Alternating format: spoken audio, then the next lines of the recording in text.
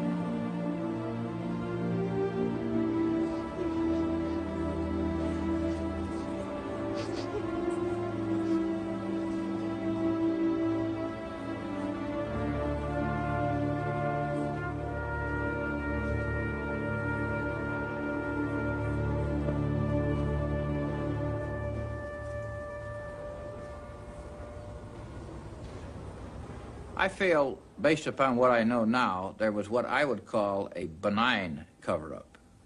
Yes, there was. They were concerned about Oswald's connections to the Soviet Union and to Castro. And they were fearful that if the American public were to find this out, they could become so incensed that it could have possibly led to an atomic war. We have the right to know the truth.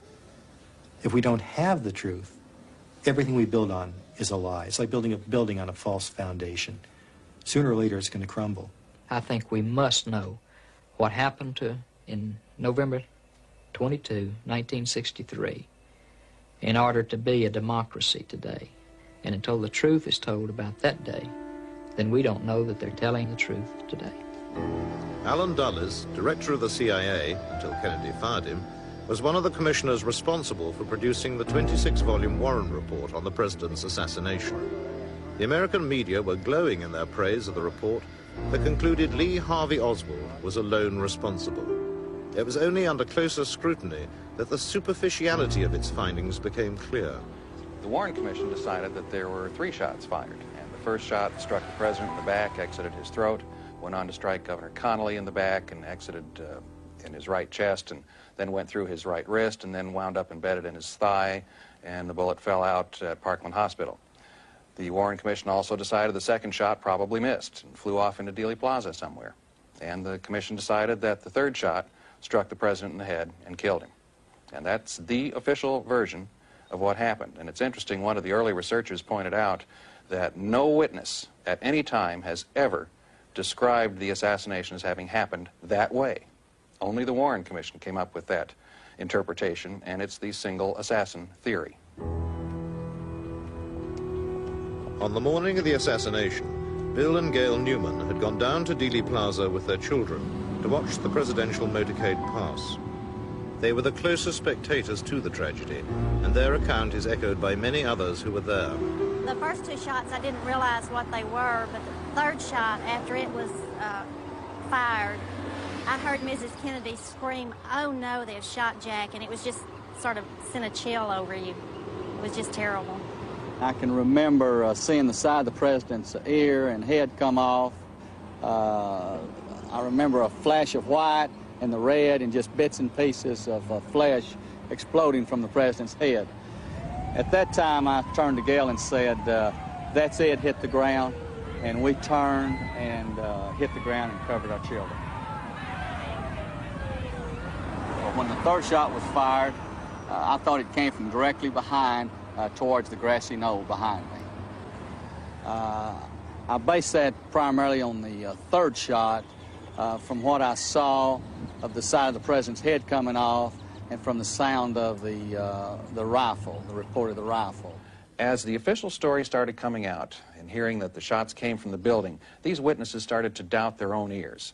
So as the days went by, fewer and fewer of these witnesses would come forward because they just all of a sudden weren't really sure about what they had heard. They were convinced on November 22, 63 that at least 1 shot came from the front. But by 4 or 5 days later, then they weren't sure, and they didn't come forward at all. Mary Woodward, was a junior reporter on the Dallas Morning News who had joined the lunchtime crowds in Dealey Plaza to watch the Kennedy motorcade. She was the journalist closest to the tragedy and rushed back to her office to file the story in a state of great consternation.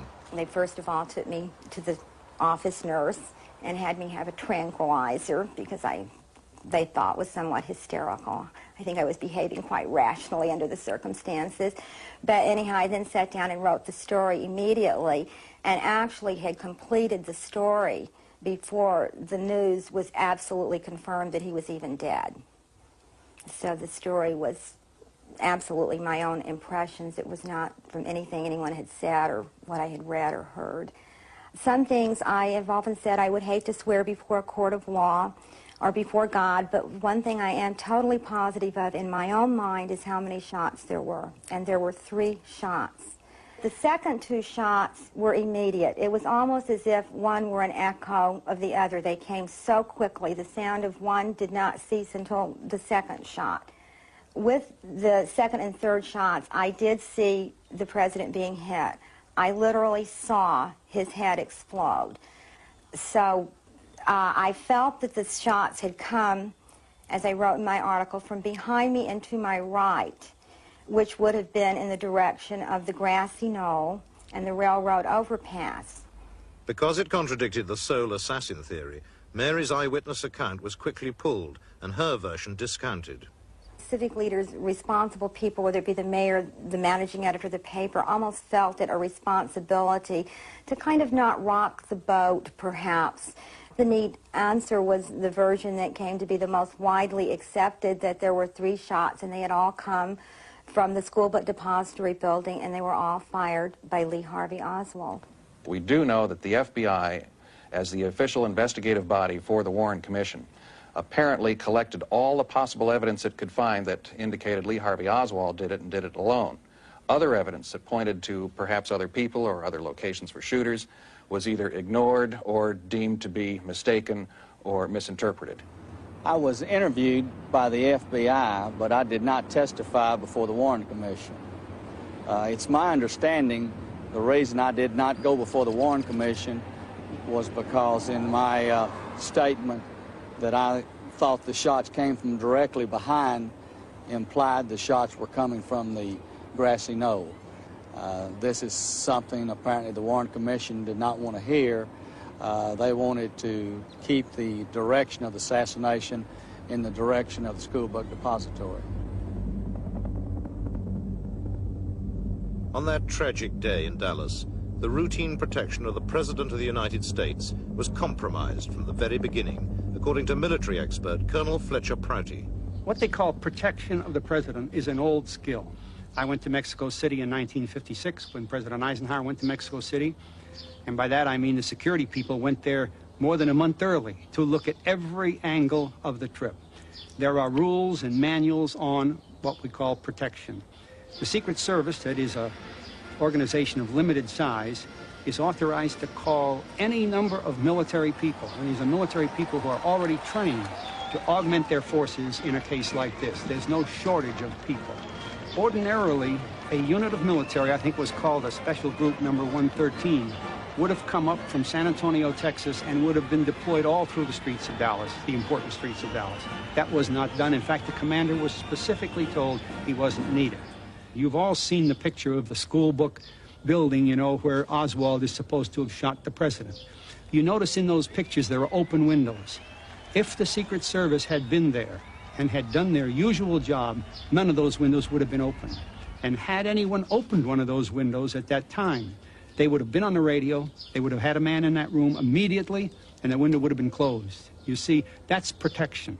That didn't take place. In fact, there were no Secret Service people on the ground around Dealey Plaza that afternoon. They were told they were not needed. There was further unprofessional conduct concealed at the time. The night before the assassination, most of the presidential bodyguard spent a drunken evening at this notorious Fort Worth nightclub, some staying until 5 a.m.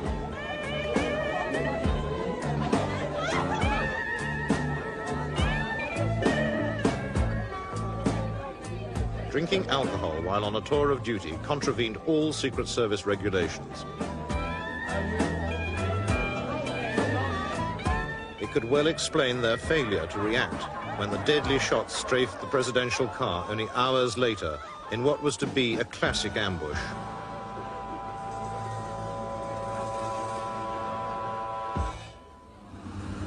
Instead of going straight down the street and then to the Trade Mart, he made this 90-degree turn and then another very sharp turn in front of the school book depository building. Now, the Secret Service have rules against that. The rules are that if the car is slowed down below 44 miles an hour, you must then protect it fully in other ways, such as not digressing and going around corners and all that, because when you slowed him around that corner, you opened up field of fire from 3 directions, behind him, to the side, and from in front. And, of course, he was killed right in that position that had been set up by the selection of that route. To this day, the gruesomeness of Kennedy's killing haunts those who were closest to the president.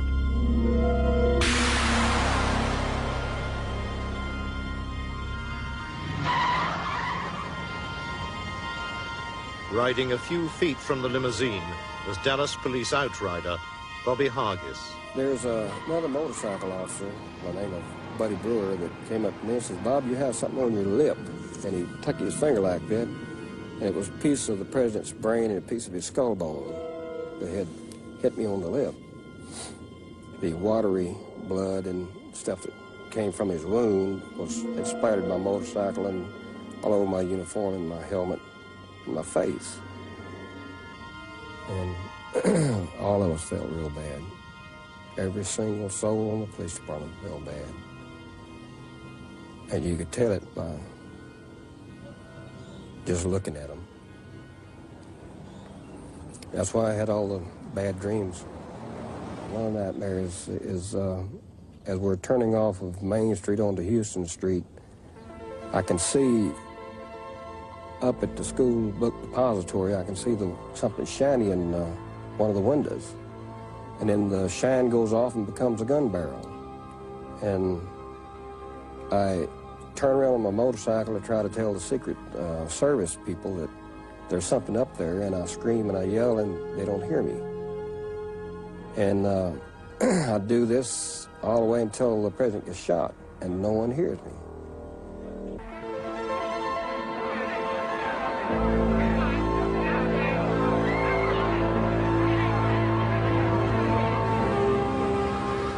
In the ensuing chaos, police officers at first acted independently, but within minutes their attention was focused on the Texas School Book Depository building and its open windows.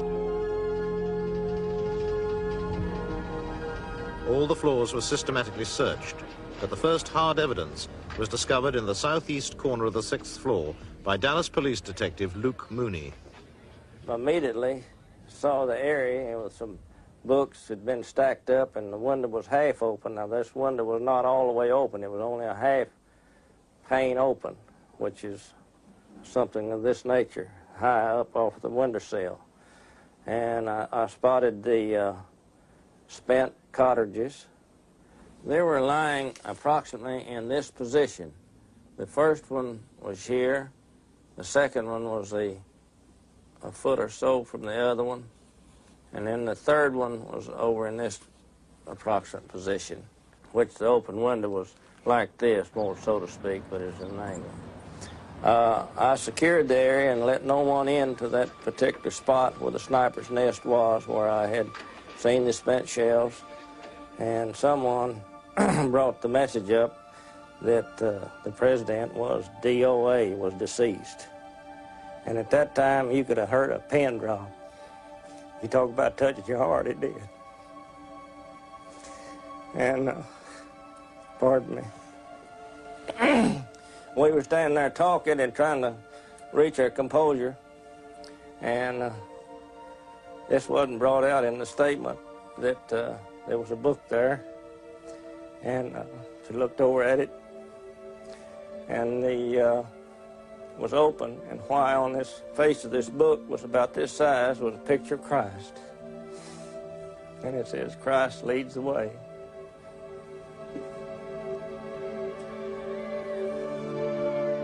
Outside Parkland Hospital, grief overcame the waiting crowd as the president's death was confirmed. The first to break the news was Senator Ralph Yarborough. I knew he was dead. I'd been around enough violence in my life to know he was a dead man. And the press came up and asked me what had happened. So I said, there's been a deed of horror. An exocabler has sunk beneath the waves. I thought that would tell them, in effect, what had happened without my saying he was dead. We made valiant and unceasing efforts to resuscitate this man who was mortally wounded. And I think had we taken the opposite attack and said, oh, this man is dead, that even today people would be questioning and telling us stories about mortally wounded people who had been resuscitated when all hope was lost. So instead of taking that approach, we took the approach, let's save this man if we can, and we made what would be commendable, I think, even by today's standards, efforts to resuscitate him. State authorities wanted to do an autopsy, which is state law in the state of Texas, and the federal people wanted to take it back to Washington, D.C. And there was a lot of pushing, shoving, cursing. We would try to roll the casket out. Someone would grab it and try to roll it back towards the trauma room. This went on for quite a while. It was push and shove type thing. Quite a bit of, like I say, obscene language. I had to hold on to the cross on the casket because of the friction that, where people's pulling it back and forwards. And I was scared to death. I was really frightened. I believe that if Dr. Rose had been allowed to perform the examination here, since his qualifications were impeccable, that much of the early confusion surrounding the wounds and the questions as to the direction and number of shots could have been settled quickly under the capable forensic studies which Dr. Rose would undoubtedly have performed. But we didn't have the opportunity to examine President Kennedy here. At Parkland Hospital, the Secret Service had won the battle for the president's body. With unseemly haste, they illegally removed it from Dallas and flew it back to Andrews Air Force Base in Washington. The new president had been sworn in on the plane and now made his first address to the nation. I know that the world shares the sorrow that Mrs. Kennedy and her family bear. But as Kennedy's coffin was unloaded into a hearse in full public view, it seems his body was surreptitiously being removed from the far side of Air Force One and taken away by helicopter. I ask for your help and God. Its most likely destination was Walter Reed Army Hospital for a covert examination of the president's wounds and the removal of his brain. This prevented a proper investigation of the fatal headshot at the official autopsy. Only a 5-minute flight from Walter Reed, the helicopter pad at Bethesda Naval Hospital, where the autopsy team awaited the arrival of Kennedy's body. Medical technician Paul O'Connor was there. I remember it being about 8 o'clock in the evening that we heard helicopters. I heard helicopters. And it sounded to me like there were 2 helicopters. Couldn't tell where they were coming from or where they went, but it sounded like they were landing. A few minutes later, the door burst open in the back of the hospital, and in came 6 or 8 men carrying the casket. America's finest forensic pathologists were not appointed to perform the autopsy of the century. Instead, naval career men with meager experience of such work were chosen. As forensic pathologist, Dr. Cyril Wecht explains. Humes and Boswell were in charge of hospital pathology at Bethesda, just like hospital pathologists in civilian life. They had had no formal training or experience or practice in forensic pathology. It was incredible that Humes and Boswell should have been selected to perform this autopsy. Actually, these 2 doctors, Dr. Boswell and Dr. Humes, became commanding officers of a particular school, which was the school that I was attending. And their jobs in those days was more administrative than it was actually laying the hands on to people to do autopsies and such. I'd never seen them do autopsies all the time that I was there. As a matter of fact, I never even saw them ever come in the morgue. There were, we know, about 33 people officially logged in the autopsy room that night. We know that there was an admiral, there was a general, there were FBI and Secret Service people. And these people, Humes and Boswell, were career military people, just a couple of years shy of retirement. They were not about to stand up and say to their superior officers, we're going to do it our way. No way would they say that. There were kind of mysterious civilian people in civilian clothes were there. It seemed like they commanded a lot of respect and attention. Sinister-looking people. That they would come up and look over my shoulder, or look over Dr. Boswell's shoulder, and run back, and they'd have a little conference in the corner. Then all at once there's an order comes down and says, stop what you're doing and go to the other procedure. And that's the way it was all night. And we just jumped back and forth, back and forth. There was no smooth flow of the procedure at all. So we see that Humes and Boswell were indeed controlled, and we know from their own records that they, Humes and Boswell, were not professionally competent and expert in the realm of forensic pathology. And that's how you got a botched, horribly inadequate, inept, inadequate, superficial medical legal autopsy in the case of John F. Kennedy. But manipulation of the evidence did not end with the legal autopsy.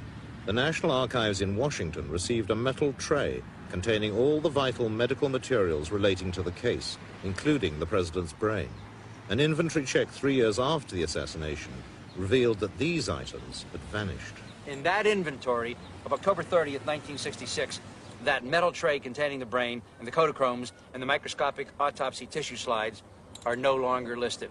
So somewhere between April of 65 and the end of October 66, these things were literally taken illegally, stolen, removed from the National Archives. And to this day, as we sit and talk, nobody in the United States government has ever accounted for these missing items. Can you imagine? Can you imagine what this would mean in a routine murder case? I can tell you, as a forensic pathologist testifying in a courtroom, if I came in a murder that not many people cared about, and the other side was asking, where is the brain, and did you examine it, and what did you find, and so on, and I said, well, I chose not to examine it. Where is it?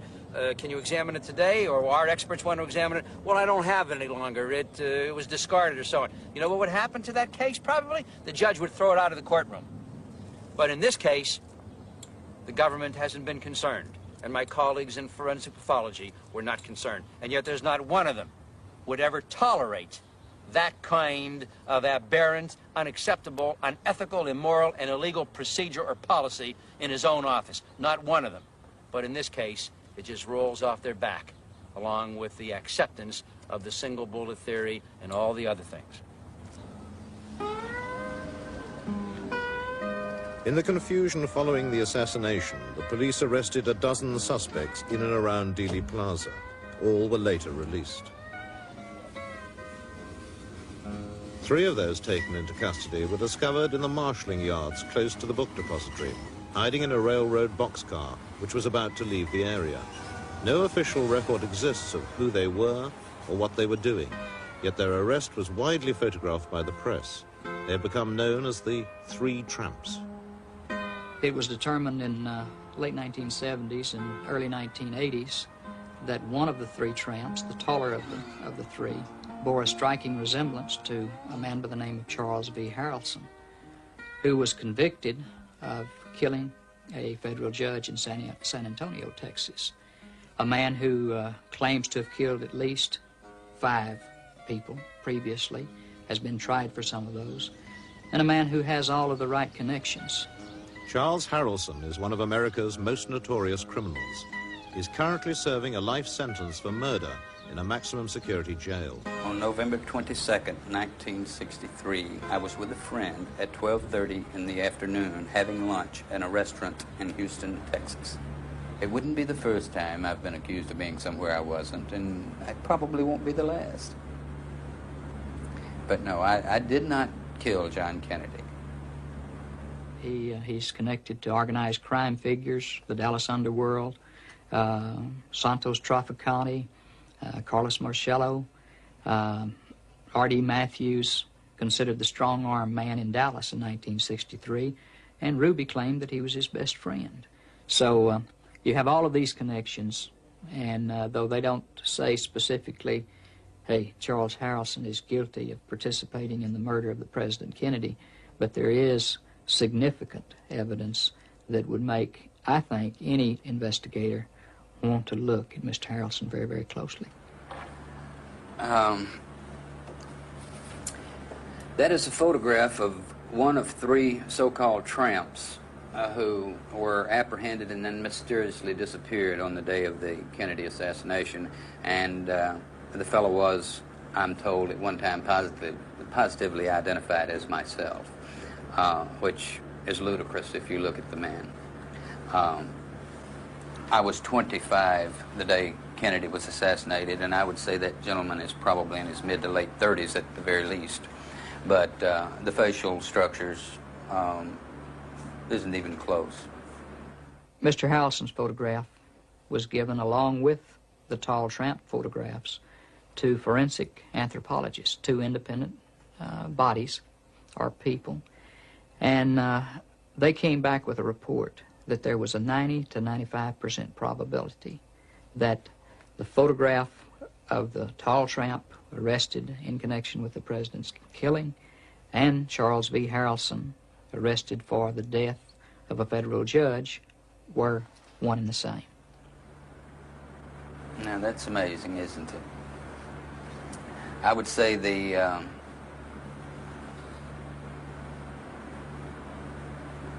that is closer, much closer, but I'm sure that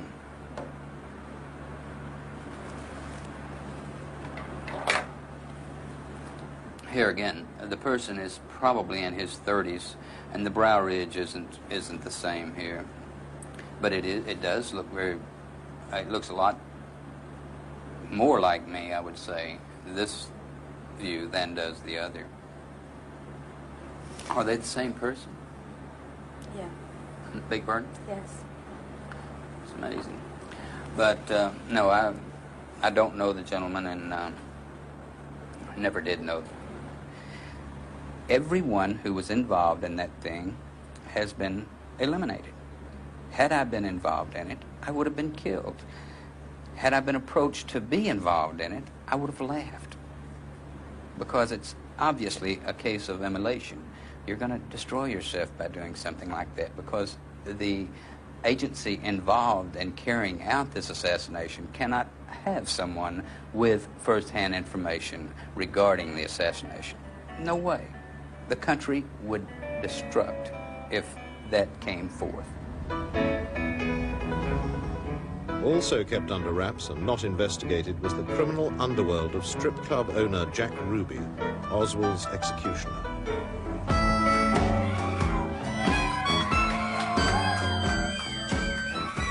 Vital areas of his illicit operations in Dallas, New Orleans and Cuba went unexplored by the Warren Commission.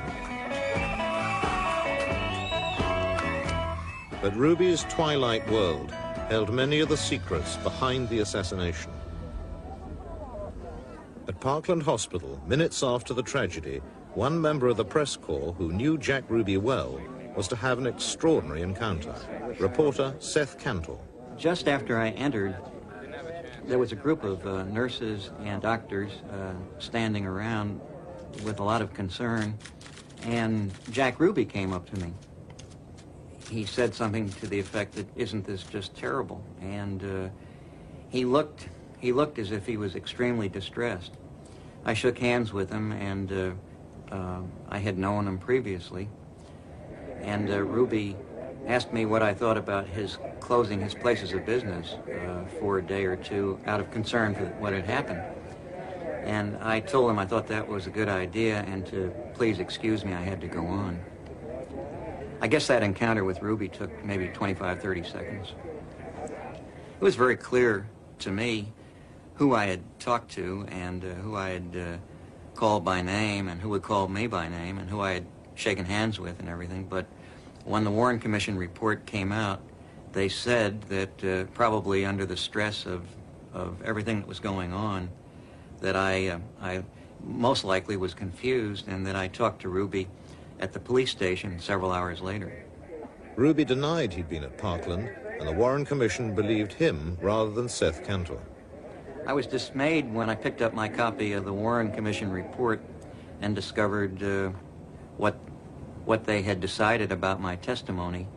And among other things, I immediately began to wonder, you know, who else they had talked to, who they chose not to believe, and why. A pristine bullet, which the Commission was to allege had wounded both Kennedy and Connolly, magically appeared on a stretcher at Parkland. Jack Ruby's coincidental appearance inside the hospital was not the only fact the commissioners chose to ignore.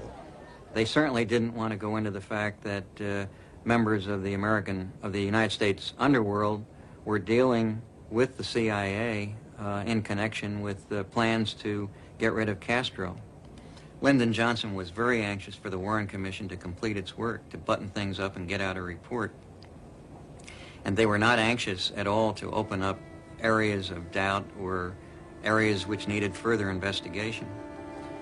And one of those areas was the Jack Ruby business. Ruby claimed he acted on impulse when he shot Oswald. His real motives were never explored. The Warren Commission believed everything Jack Ruby chose to tell them, including how he penetrated the basement security of Dallas Police Headquarters in order to kill Oswald. I don't believe that Ruby entered the basement of the Dallas police station by way of the ramp from Main Street, which is the fiction that came about not long after he was arrested for killing Oswald.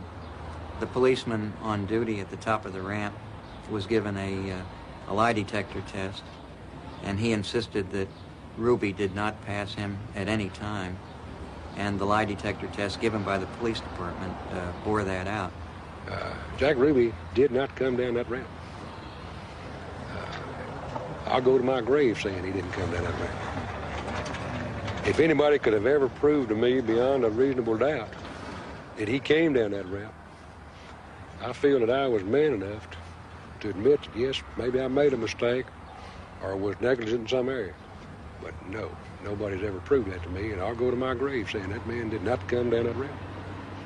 Only 4 minutes before he gunned down Oswald in the basement, Ruby had been at the Western Union office on Main Street, cabling money to one of his strippers.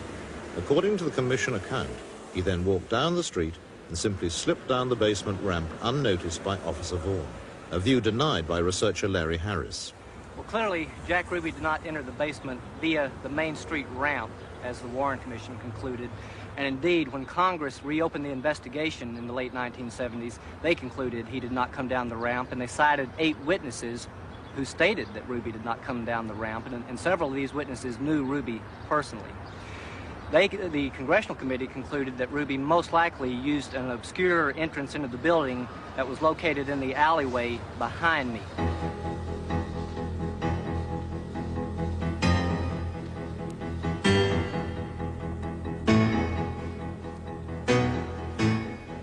From there, he would have proceeded into the lobby to an unlocked door that led directly into the basement.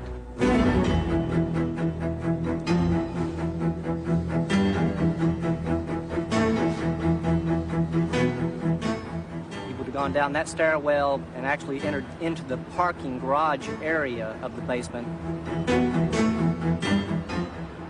and proceeded toward the railing, up through the railing and into the spot where he was standing when he lurched forward to shoot Oswald.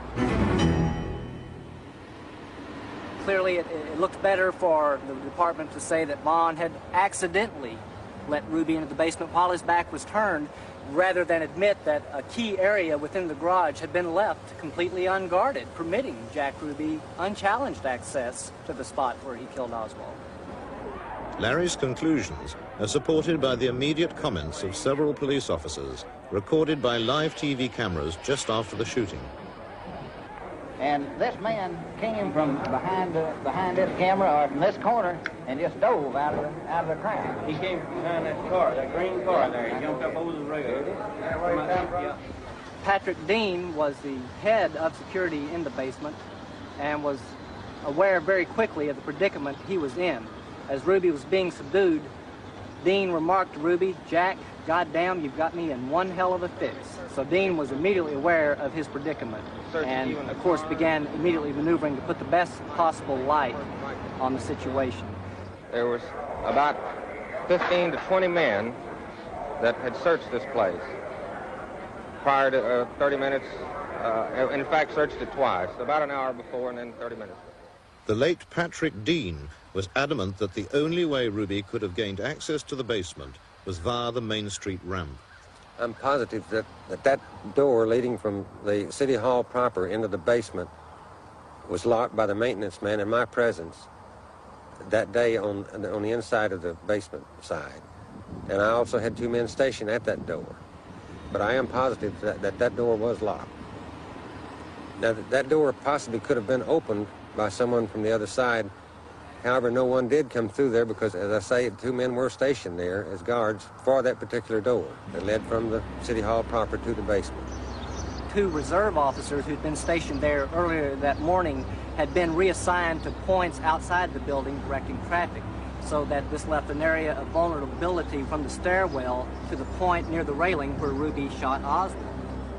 The police blundered with Oswald's murder, but the security of the president had been a Secret Service responsibility. The Dallas police had been powerless to prevent the assassination. They were also powerless in carrying out a proper investigation afterwards. We have the evidence, they claim, of 3 bullets being fired at the president, 1 hitting the Governor Connolly. Well, policemen would take those hard bits of evidence and begin to put this thing together, and first of all would show that they could not have done the damage they did, the lethal damage they did, with only 3 bullets. If you come to this conclusion and you do it accurately by physical evidence, you throw the entire Warren Commission report out. The policemen working on the street are accustomed to solving murders, and they would go right ahead of it with it unless somebody stopped them. So somebody stopped them, there's your cover-up. The FBI in Washington had at first given their full cooperation to the Dallas police. Their field agent in Dallas, in charge of the Oswald file prior to the assassination, was James Hosty. He was directed to help the police in their initial interrogation of Oswald. But within hours, these orders were changed. I was approached by one of the senior agents from the counterintelligence squad and was told that there were now new orders, and I was not to talk to Oswald anymore, and I was not to cooperate with the police department in any manner concerning Oswald's background. I have since determined that those orders came directly from Assistant Director William Sullivan, who was in charge of the Foreign Counterintelligence Squad. He was also the person who had direct liaison with the National Security Council. The National Security Council is the President, the Vice President, the Secretary of State, and the Secretary of Defense. That's about as high as you can get. Hosty's Washington superiors knew much more about Oswald than they were willing to divulge. Consequently, his surveillance of Oswald had also been based on incomplete information. I was not aware of the fact that President Kennedy, through the CIA, was attempting to overthrow Castro, and that Fidel Castro had threatened President Kennedy. Had I known this, I would have immediately been concerned about Lee Oswald, because we knew he was pro-Castro. Had I known this, then we could have put a whole different light on the situation. It was here in Neely Street that Hosty first attempted to contact the Oswalds in March 1963.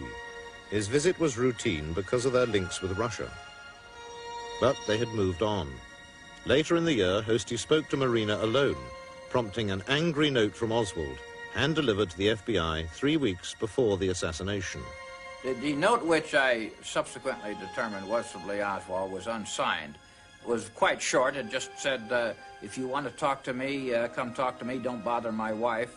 I don't want you talking to her without my being there. If you don't cease and desist on this, I will take this up with the proper authorities, or words to that effect. I had thought it was somebody else at first and just put it into my file drawer until I had a chance to look into it further. Late on the afternoon of November 24th, the day Oswald was killed, I was told by Supervisor Ken Howe to go to the office of Gordon Shanklin, the agent in charge of the Dallas office. He wanted to see me. I was called in there, and Gordon Shanklin reached down into one of his desk drawers and took out the note and handed it to me and said, "Here, I don't want to ever see this again." He said, "Oswald is dead now. There can't be any trial." Now, this was the reason why it was legal to get rid of this note at this time, since there was no trial, and President Johnson was adamantly opposed to any hearings. The FBI then felt it was all right to dispose of this note. I then tried to tear it up and throw it in the wastebasket. Gordon Shanklin said, "Don't get it out of here. I don't want to ever see it again." So I then took it out, and I was going to burn it, but that would have been a little bit messy, so I thought it would be much easier to flush it down the toilet, and that would get rid of it permanently. It wasn't till a week later that President Johnson gave in to congressional pressure and called the Warren Commission together. Of course, by this time, the FBI and probably the CIA and the Navy Department and the State Department had suppressed a lot of different things, and this was one of probably many of them. Miami, Florida was the city visited by President Kennedy 4 days before his death in Dallas. It was also the unlikely location for a bizarre meeting 13 days before the assassination, in which details of the plot to kill Kennedy were set out with stunning accuracy. A Miami police informant secretly taped a conversation with a visiting right-wing activist in his seedy downtown apartment. It is broadcast here for the first time. I don't know, Kennedy's coming here, I think on the 18th or something like that, to make some kind of speech. I think it's the 18th he's supposed to be here to make a speech. And I don't even know what it's about. You can bet you want to know, you're going to have a lot to say about it given, because there's so many of them here. Willie Somerset, a union organizer with extensive right-wing political ties, was the Miami police informant. Joseph Miltier was the wealthy, rabble-rousing racist from Quitman, Georgia. In charge of the surveillance operation was Miami detective Everett Kay. Well, we had to set up the tape recorder in Somerset's apartment in order to make the recording where he met with this other man, Miltier. In order to do so, it was a very large tape recorder that was made especially for intelligence work, weighing approximately 40 pounds. I carried it to the 3rd floor of his apartment, placed it in a closet, and then ran the microphone around the baseboard in the kitchen, and the microphone was hidden by the chairs where Miltier and Somerset were to have their meeting. More bodyguards to get more easy. Huh? More bodyguards to get more easy it is to get it. Well, how the hell do you figure the best way would be to get it? From an office building with a high-powered rifle. You think he knows his apartment? Sure he is. Sure he is. And they're going to really try to kill him. Get this Kennedy, I'll tell you, it's going to be a hard proposition, I believe. Now, you may have it figured out to get him, you may have it figured out to get him office building out, but I don't know how them Secret Service, they never cover all them office buildings and anywhere he's going. Do you know whether they do that or not? Well, if they have any suspicion, they would, of course. But without suspicion, no chance of it. They'd have to take it out there, take it up there in pieces. Sound it, take it out.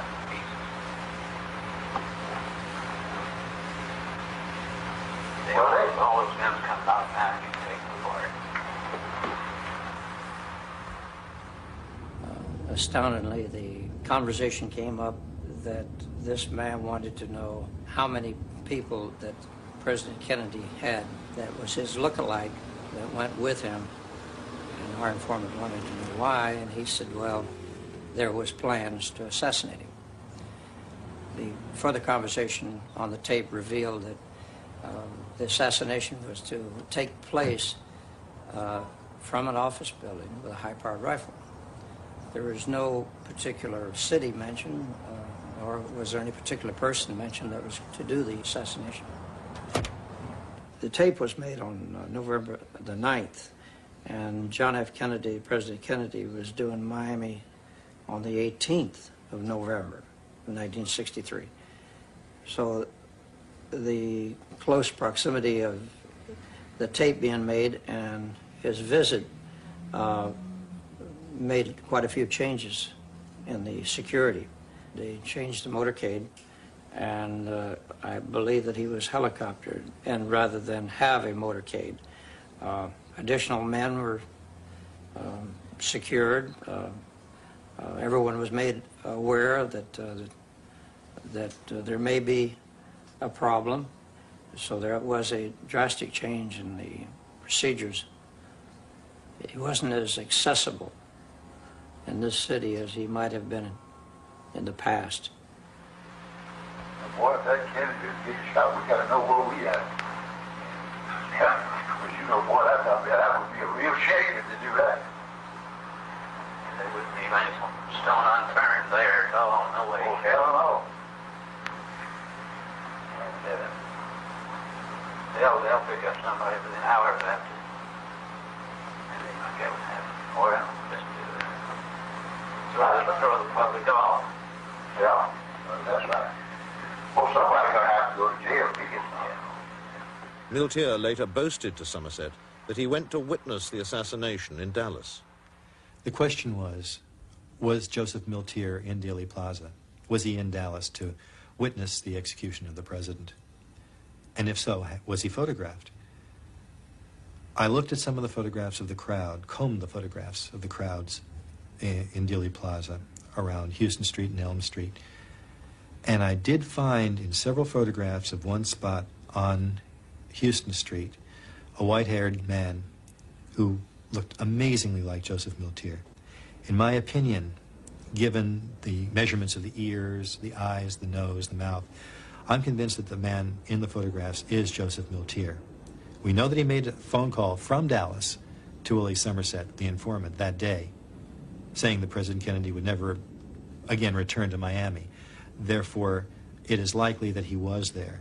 And given the nature of this and the way Miltier felt about the president, it seemed very likely that he would indeed be in Dallas.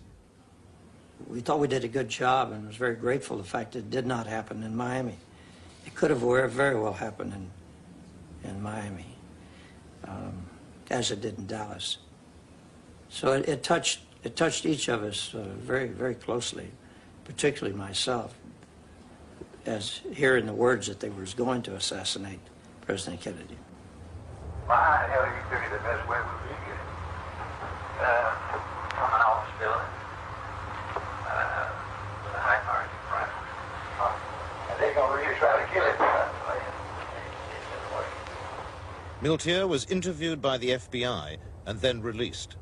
He perished in a mysterious house fire a few years later. The Warren Commission ignored the Miami connection and a further opportunity to determine the truth. It is important to all of us to find out what really happened to President Kennedy, because what happened to him could happen to anybody else. If a conspiracy can kill the President of the United States, who among us is safe? The people who know something, why don't they just bring it out and tell the truth? Why lie about something? Somebody knows that they're lying. I know they're lying. Why? If they lied to us, how much are they lying to us in other areas? And if they're lying to us, can they do it again and again and again? And if so, this is not a democracy. This is a hierarchy, a government or a people ran by certain powerful individuals who have the ability to dispose of anyone who's not going along the party line, so to speak. Not a whole lot different from what I was taught occurred in the USSR all these many years. The truth is the most important thing.